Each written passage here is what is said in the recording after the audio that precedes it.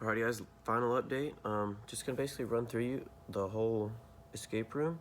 So room one, it's called the bridge. In this room you must find all the pieces to a lockpicking kit. They're placed throughout the room. You can choose to make that hard or easy. Each one of the pieces is considered a crew member, and so be sure to find them all. They're hidden throughout the room. Each one is vital to getting out. Keep your eyes open for the pieces of a map, because a map does kind of tell you where things are as you go through these rooms in the future. Or as you're going through them. The next one is the living quarters. So once you get out of the bridge, you'll be moving into another room, or you can, pause the time limit and rearrange the room just the one that you're in if you don't have a lot of rooms. This room is a mess and you must clean it up to find the gear needed for the next room. You are looking for a gas mask. You can use goggles if you need to and black them out so that you can't see out of them. It's important for the next room. Hurry, that time is ticking away. This room does have a time limit because it's filling with water. So you can just kind of say, this is kind of show them where the water would be coming in at, just to kind of keep them away from it. You can place electrical wires everywhere, or using string or rope, make sure you don't step on them, or a member of your team has to carry you through the next rooms, and that will be kind of difficult, so be sure not to step on any of those wires in this room. The first person who finds the mask is the person who gets to go in the next room. Once you do this and you find the map, you must find the map for the next room in this room. It's very important. The next room is covered in smoke, so you can't see anything, but since there's only one gas mask, only one person can go in this room. And so when you find the map, the person or that you've kind of want to be in charge of this, he is yelling out directions for you, and he's guiding you through this labyrinth. So make sure you're not leading him astray, because the longer this takes, the longer it takes for you to get through this room.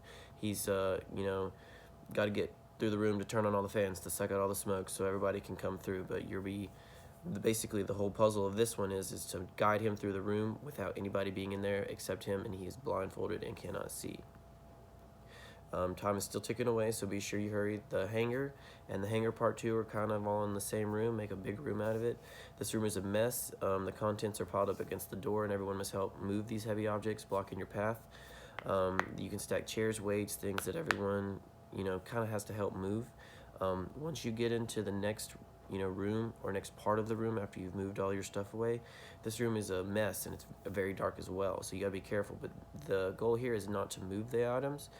There are blinking lights everywhere, and you notice that things have been written on the wall in glow-in-the-dark paint, and so you have to find the light switches and turn them all off so you can see the messages, and it will probably lead you out of the correct door you're supposed to be in, because there are a lot of doors in this room, and if you go through the wrong one, you could end up in space. You could end up having to deal with a fire, letting more gas in, letting smoke in, so it's just really important that you find the light switches to turn off the lights, so the glow-in-the-dark arrows that you've drawn for your escapees they can find that out.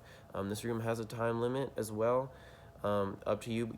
There's an overall time limit, but then there's a time limit for each room, because each room, the longer you stay in each room, the worse it gets for you. The next room is the final room. This one's I wanted it to be a little more difficult. This room there are clocks everywhere. There are clocks all up on the wall. There are clocks wherever you can put them, but make sure that there's an order to them, and make sure you don't put them, you don't jumble them up. You're given a cipher that's on the wall, and I put it on my progress report where you can see. So each one, there it goes, A, B, C, D, E, F, G, all the way around multiple times in this cipher. So there's 2 layers of the alphabets, and the clocks are going to have hands pointing to each one of these letters, and it's important for you to figure out which one of those letters, because there's only 2 options for each finger hand on the clock. So it'll be really important for you to write out this riddle that you have to figure out, because the answer gets you into escape pod and gets you out. So basically the riddle is, I am light as a feather, but the strongest man cannot hold me long.